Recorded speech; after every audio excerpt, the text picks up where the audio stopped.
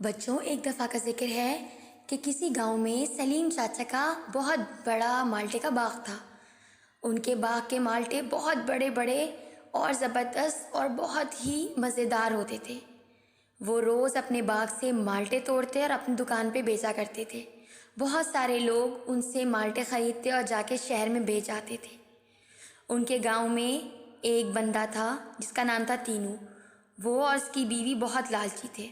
وہ روز ادھار پہ سلیم چاچا سے 2 من کینو لیتے اور جا کے شہر میں بیچ آتے تھے، جس سے ان کے پاس بہت پیسہ تھا۔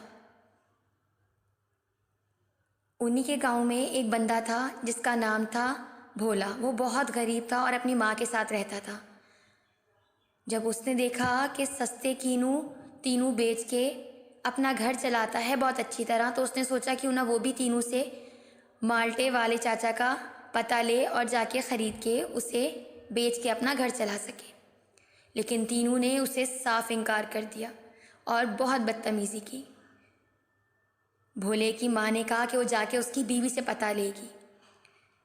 جب بھولے کی ماں تینو کی بیوی کے پاس گئی تو اس نے بھولے کی ماں سے بہت بدتمیزی کی اور انہیں گھر سے نکال دیا، اور سلیم چاچا کے مالٹے کے باغ کا یا ان کی دکان کا پتہ نہ دیا۔ بھولا بہت پریشان تھا۔ بھولے نے سوچا کیوں نہ میں تینو کا پیچھا کروں اور دیکھوں یہ کہاں جاتا ہے۔ بھولے نے ایسا ہی کیا۔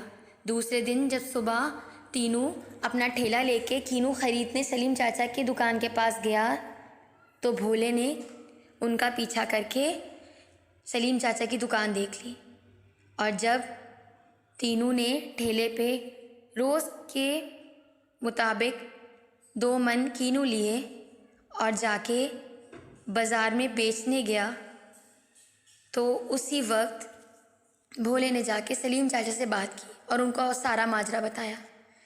سلیم چاچا بہت نیک دل اور اچھے انسان تھے۔ انہوں نے اسے کینو کے جوس کی دکان کھلوا دی اور کہا کہ اس سے جو بھی بکری ہوگی وہ آدھا تمہارا اور آدھا میرا ہوگا۔ وہ بہت خوش ہوا کیونکہ سلیم چاچا بہت اچھے انسان تھے۔ جب یہ بات تینو کو پتہ چلی تو تینو نے کہا سلیم چاچا یہ کیا حرکت ہے، آپ نے اس کو یہاں پہ دکان کھلوا دی؟ اس نے کہا ہاں، یہ میرا پارٹنر ہے اور اب یہ میرے کینو کی جوس کی دکان چلائے گا۔ تینو نے کہا کہ چاچا مجھے بھی دکان کھلوا کے دو۔ چاچا نے کہا پہلے کہ تم مجھے سارے پیسے لا کے دو۔ تم مجھ سے روز ادھار لے کے جاتے ہو اور روز کینو بک جاتے ہیں، لیکن تم میرا ادھار نہیں دیتے۔ اب جب تک تم میرا ادھار نہیں دو گے میں تمہیں کینو نہیں دوں گا اور نہ ہی جوس کی دکان کھول کے دوں گا۔ تینو گھر گیا، بیوی سے پوچھا تو بیوی نے کہا کہ اس نے بہت مہنگی اور اچھی ساڑیاں لے لی ہیں ان پیسوں کی، اور اب اس کے پاس پیسے نہیں بچے۔ تینو اپنا سر پیٹنے لگا اور کہنے لگا اب میں کہاں سے کینو خریدوں گا؟ سلیم چاچا کو تو اب جب تک پیسے نہیں دوں گا وہ کینو نہیں دیں گے۔ وہ واپس سلیم چاچا کے پاس گیا، اس نے ان سے التجا کی تو سلیم چاچا نے کہا پہلے تم 1 مہینے تک کینو کے شربت کے گلاس دھوگے، سارے برتن دھوگے، اس کے بعد میں تمہیں کینو دوں گا۔ اس کو اپنے غرور کی سزا ملی۔ بھولے کو تو اس کا کاروبار بھی ملا کیونکہ وہ نیک اور اچھا بندہ تھا۔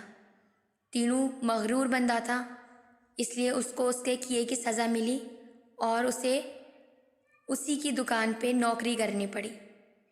اس لیے بچوں کہتے ہیں کبھی بھی غرور نہیں کرنا چاہیے۔ غرور کرنا بہت بری بات ہوتی ہے اور غرور کرنے کی سزا ہمیں اللہ تعالیٰ دیتا ہے۔